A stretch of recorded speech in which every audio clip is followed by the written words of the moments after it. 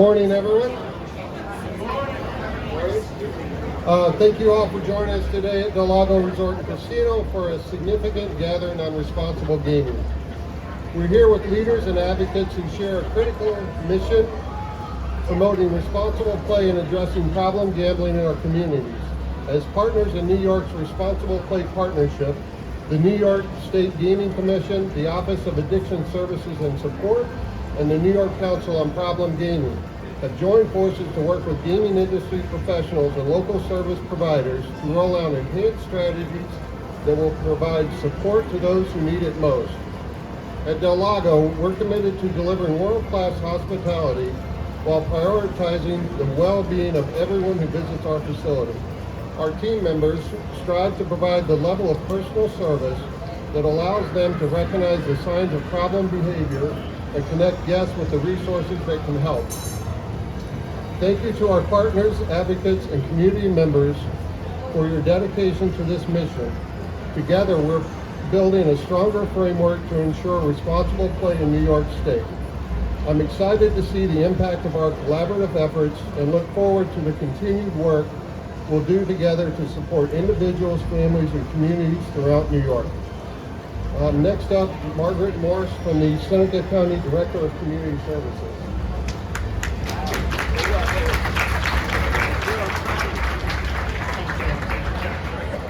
Thank you so much. Can you hear me? Okay, great. Right to the mic. Right into the mic? Yes. Okay, here we There go. you go. There we go. So good afternoon, everyone. I am Margaret Moriarty, and I'm the Mental Health Director for Seneca County, and I'm so thankful for this opportunity to speak today regarding the very unique and amazing partnership that Seneca County has with Del Lago Resort and Casino. This unique partnership between Del Lago and the county supports education, increased awareness regarding responsible play, and access to care throughout our community.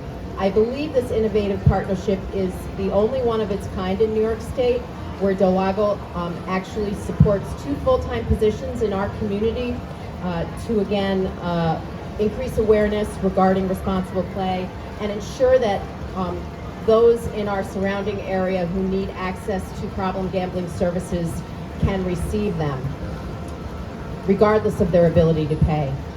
What started as a plan for prevention has developed into a dedicated multi-agency gambling coalition and has helped to forge partnerships with both the United Way of Seneca County and the Council on Alcoholism and Addiction of the Finger Lakes. This partnership has made it possible for Seneca County to train staff through the New York Council on Problem Gambling and the Finger Lakes Problem Gambling Resource Center. We are a provider for the helpline and continue to work in close partnership with New York State OASAS. Seneca County is incredibly grateful to Del Lago, who continues to demonstrate their commitment and dedication to these efforts through ensuring access to treatment services and recovery supports for individuals impacted by problem gambling. In closing, I'd like to extend our thanks to New York State's Responsible Play Partnership, New York State Gaming Commission, the New York State Office of Addiction Services and Supports, and the New York State Council on Problem Gambling, and all of our partners for your work and dedication to ensure the well-being of our community members. Thank you. I'd like to introduce Evan Ellison, who is the Program Manager for the Finger Lakes PGRC.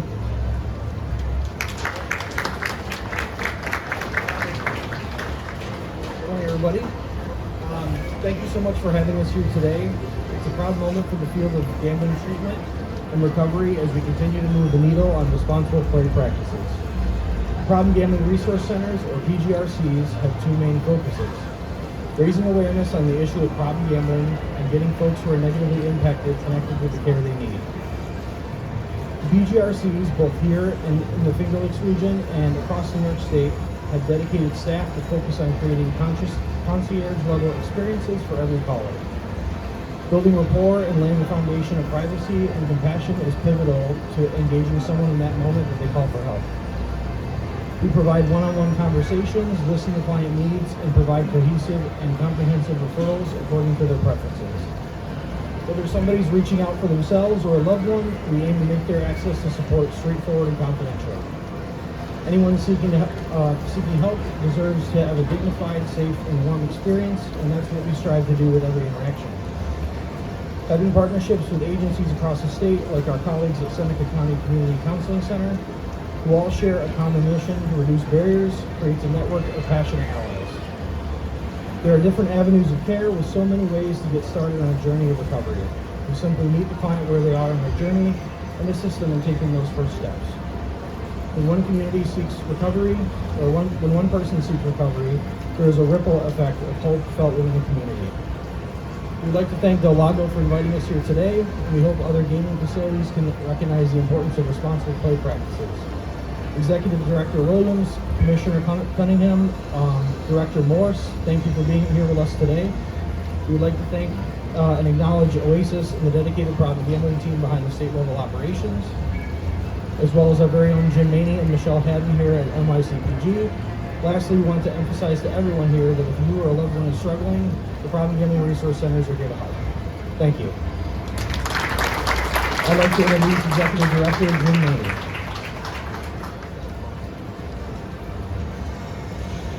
Good morning, everybody. Good morning, everybody. Good morning, everybody.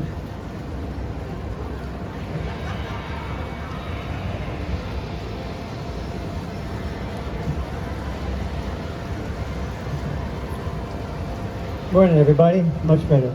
After 10 years working in the addictions field, in 1996, I started in the field of problem gambling. And I remember my first month in 1996. I knew a man that worked for the Labor Department, and he said, "Jim, why don't you come give a talk at the Labor Department at 12 o'clock next Tuesday?" I said, "Yeah, my first training, my first discussion, and I'm excited about it." I go up to the Labor Department, and nobody shows up. Not one person shows up. Put my head down, sulk away, blah, blah, blah. Maybe it's not the field for me. I get a call later on, same guy, he says, "Let's try this again." About a month later. I go there thinking, oh my God, this is gonna be the day. And I'll never forget, 3 women walked in with their lunches. And I said, not bad. They can have their lunch and I'll talk. And all of a sudden they started talking. They said, "Oh, we just wanted to have lunch," and they left. So once again, another training, not one person showed up. So that's how it started in 1996. And look at it today. And if you think about it today, we have 3 television cameras here. Thank you very much for coming and raising awareness of problem gambling. We have all you folks here. It's amazing to see the change that has occurred to help problem gamblers and their families over the years. From nothing to this. So congratulations to each and every one of you. I will end it on this. I have 2 more things.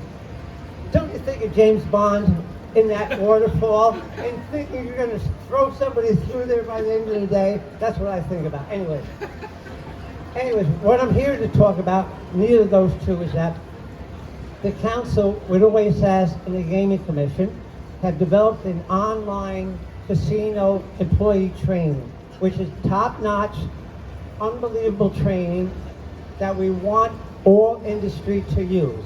And we're hoping Del Lago is the first ones to say we're going to do it. And hopefully by the end of the day, Lance will say, "You know, Jim, that's a great idea. I think all the employees will do it." Anyways, but I want to thank the folks that put it together. I want to thank, we'll start with, because Lee's right there, Lee from the Gaming Commission, Michelle Haddon and her staff, Mr. Stelianos from the council, Rebecca and her staff are here from OASAS, putting together, I'm telling you, it's the work of 3 organizations putting together top-notch, on-demand, online training that we think is the best training in the country and in the world. So I thank you for that. I appreciate everybody coming. And I will say, it makes our day. The people that are in the field helping, raising the awareness to see everybody show up, nothing better. So thank you, and I think I'm supposed to, I'm supposed to introduce Commissioner Cunningham. And I know she doesn't like this, and I know she doesn't like when I do this, but I will say this because I have to. I told her she has done more to change what goes on with problem gambling in the state of New York within 2 years then I've been in this field for now 30 years. What she's done in 2 years is more than all 28 years before that. So it is my pleasure, honor to introduce the Commissioner of OASAS, Dr. Cunningham.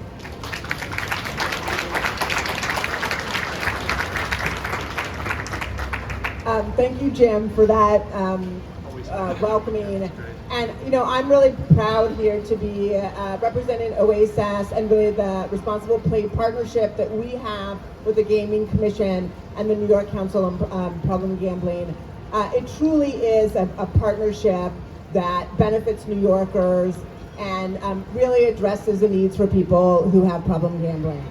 I also want to acknowledge Margaret Morris and Seneca County, a really amazing partnership again with Del Lago and the work that you're doing here. And thank you to Del Lago leadership for hosting this event today. So as commissioner for OASAS for now almost 3 years, I have absolutely made addressing problem gambling a priority. And I really want to also shout out our staff here at OASAS who have done an amazing job really elevating issues around problem gambling and now really addressing problem gambling in a very comprehensive way. We have to bring greater awareness about what problem gambling is, the risks, and the fact that there are resources available across New York State. We also have to make sure that we're using data in guiding our efforts. So as we do with other addictions around alcohol and substance use, we have to have a data-driven approach that really uses evidence and best practices. And so for this reason, I really commend the Gaming Commission. We have met with them and partnered with them and had many discussions about how important it is to get accurate data so that we can understand the scope of the problem. And then we can position ourselves to best be able to address the problems as they occur. And I know that, you know, with Robert Williams, with his leadership, this is happening, really working with the industry to make sure that we're getting the data that we need to drive the services and ensure that they're available and really targeting those who are at highest risk. We know now that since mobile sports betting has been available, there's been over 4.2 billion accounts established. We know that there's been 2.6 billion transactions, 4.2 million with an M accounts and 2.6 billion transactions. And so understanding the behaviors, again, is really important so that we can best address when people develop problems. Training we've heard about. This is another area that we're focusing on to make sure that the staff of casinos have adequate training, and then also the workforce in our system has appropriate training to ensure that we're providing evidence-based strategies. So at OASAS, really addressing problem gambling is part of our continuum of prevention, treatment, harm reduction, and recovery. Our prevention providers do community events to make sure that the public is aware of problem gambling and aware of the resources that are available. For treatment, we have over 100 private practitioners. We have over 35 outpatient clinics that are have gambling designations, problem gambling designations, and then our state-run addiction treatment centers also all provide services for problem gambling. In harm reduction services, I hope you've all seen some of our public awareness announcements about limiting the amount of time and the amount of dollars that people are using. And so really using a harm reduction approach to reduce harms associated with problem gambling is one of our key focuses. And then finally, in terms of recovery, working with our recovery centers to get a better idea of what they're seeing and the needs that they have so we can better incorporate recovery services for problem gambling. So in summary, again, I really appreciate the true partnership that we have with the New York Council on Problem Gambling and the Gaming Commission, and I appreciate Seneca County and your leadership and all that you're doing in this field. It really takes all of us to come together to better address problem gambling, and I'm very confident that we're continuing to expand our efforts and improve our efforts as we work together. So thank you so much.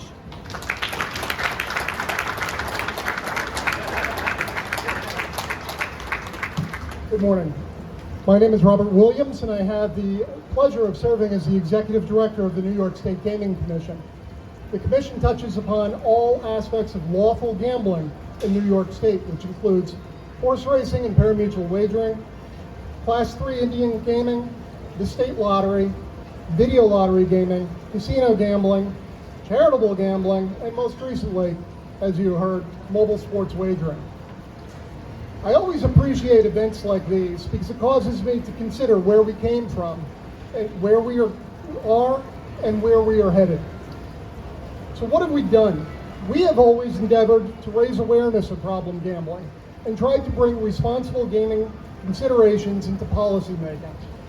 To that end, we have conducted regional events like this one here today, designed to draw attention to problem gambling services and resources. Each year we produce public service announcements to raise problem gambling awareness and to publicize the Hope Line. In 2012, we worked to insert a dedicated funding mechanism for problem gambling education and treatment purposes in what became the Upstate New York Gaming Economic Development Act. We also required all casino bidders to include detailed responsible gaming practice plans as a graded element of their proposal, and have since extended that to all gambling-related development. We have also helped develop a robust statewide self-exclusion program with the great assistance of OASAS and the New York Council, years before the legislature required such programs.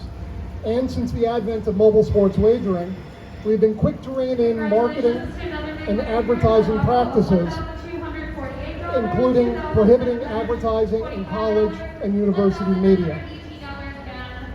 I'll just pause here for a second.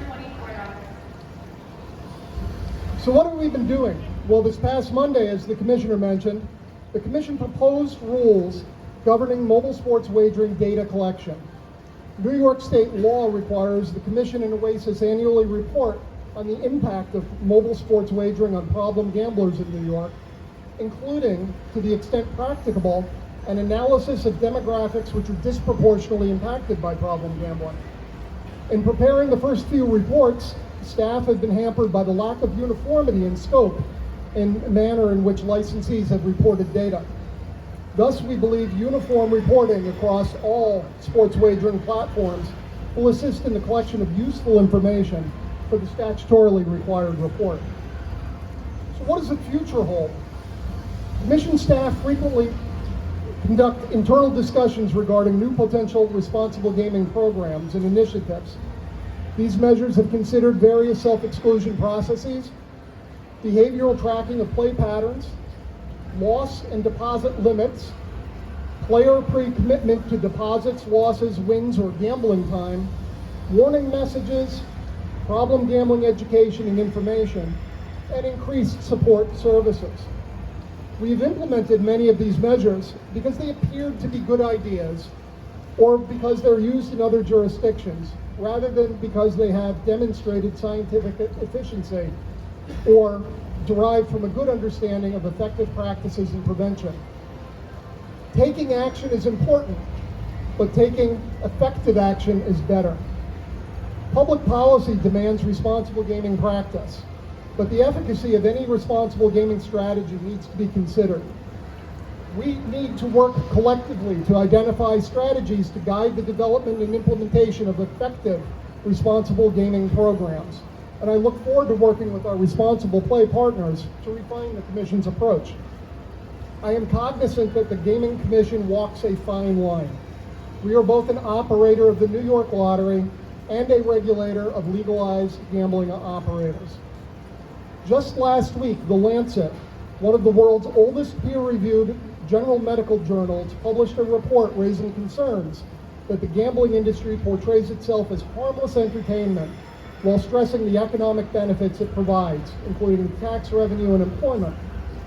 The report also raised concern about gambling industry's focus on the social benefits funded by its profits, such as education or other worthwhile causes. We are guilty of that. but we try to be mindful of the impacts on those who engage in problematic gambling. So we deliberately and seriously try to balance our footprint. Another element within the Lancet paper regards industry intentionally focusing policy attention on a small subset of those experiencing gambling harms to draw attention away from industry practices and corporate behavior that exacerbates the impact. I am proud that the Commission and our commissioners have raised these concerns and this behavior publicly and have taken prompt action, for instance, to limit mobile sports advertising. We also have an eye on the future debate over iGaming legalization, and the debate now is generally focused on integrity of the product offerings and the potential economic impact. Any consideration of further expanding gambling opportunities, whether electronic or otherwise, must factor into the broader public health implications of increased gambling availability. The Commission commits to working to ensure that state policymakers include such consideration as the debate progresses.